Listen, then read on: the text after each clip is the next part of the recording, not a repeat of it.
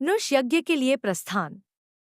ऋषि विश्वामित्र ने बताया, हे राम, जनक मिथिलापुरी के राजाओं की उपाधि है जो चिरकाल से चली आ रही है।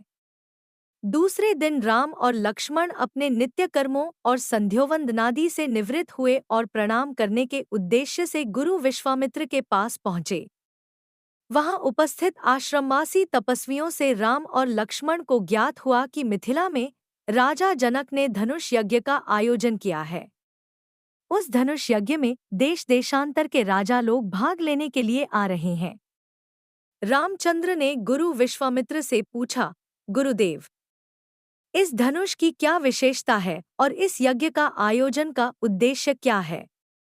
ऋषि विश्वामित्र ने बताया, हे राम, जनक मिथिलापुरी के राजाओं की उपाधि है जो चिरकाल से चली आ रही है। प्राचीन काल में किसी समय देवरात नामक पूर्व पुरुष ने बड़ी निष्ठा और श्रद्धा के साथ यज्ञ किया था जिसमें उसने देवताओं को भी आमंत्रित किया था। देवताओं ने देवरात के इस यज्ञ से प्रसन्न होकर उसे पिनाक नाम का धनुष प्रदान किया था। यह धनुष अत्यंत सुंदर, भव्य और गरिमामय है और साथ ही साथ यह बहुत भारी और शक्तिशाली भी है।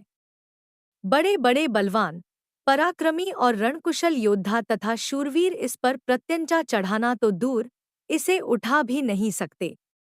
अपनी एकमात्र रूपवती एवं लावण्य में कन्या सीता के स्वयंवर के लिए मिथिला नरेश ने प्रतिज्ञा की है कि जो भी पराक्रमी वीर राजकुमार या राजा इस धनुष पर प्रत्यंचा चढ़ा देगा उसके साथ वे अपनी कन्या का विवाह कर देंगे।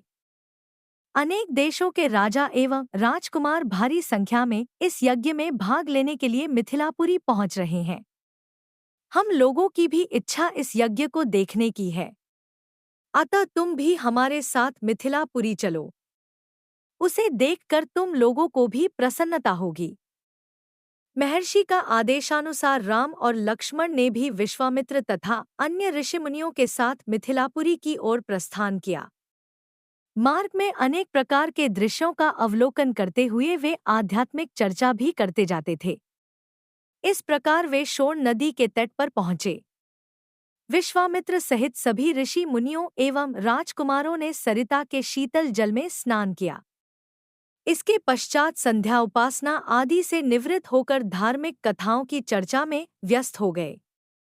रात्रि अधिक हो जाने पर गुरु की आज्ञा से सभी ने वहीं रात्रि व्यतीत की।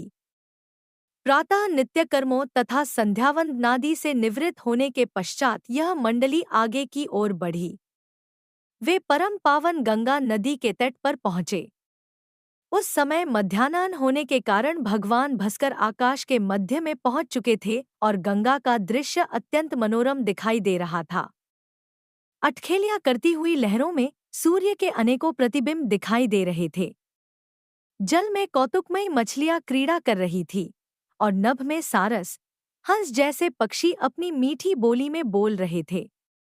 दूर दूर तक सुनहरे रेत के कण बिखरे पड़े थे और तटवर्ती वृक्षों की अनुपम शोभा दृष्टिगत हो रही थी। राम इस दृश्य को अपलक दृष्टि से देख रहे थे। उन्हें देखकर विश्वामित्र ने पूछा, वत्स, इतना भाव विभोर होकर तुम क्या देख रहे हो? राम ने कहा, गुरुदेव, मैं सुरसरी की इस अद्भुत छटा को देख रहा हूँ।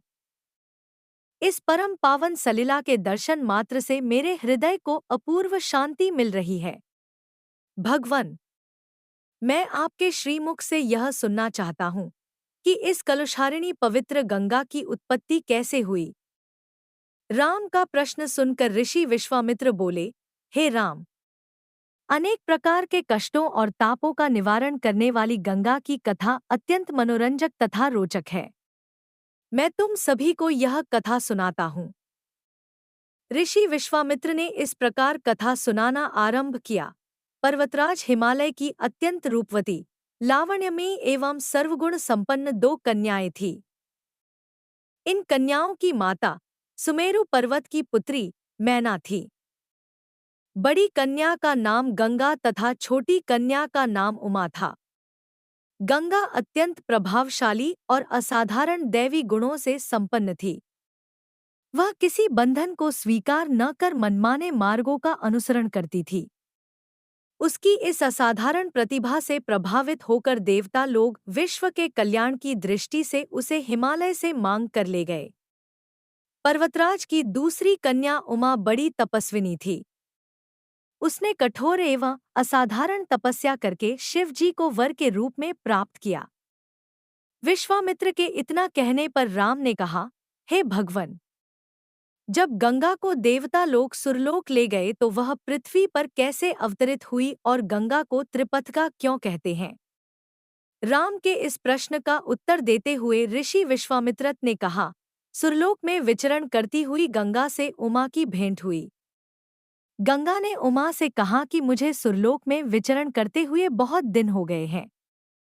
मेरी इच्छा है कि मैं अपनी मातृभूमि पृथ्वी पर विचरण करूं। उमा ने गंगा आश्वासन दिया कि वे इसके लिए कोई प्रबंध करने का प्रयत्न करेंगी।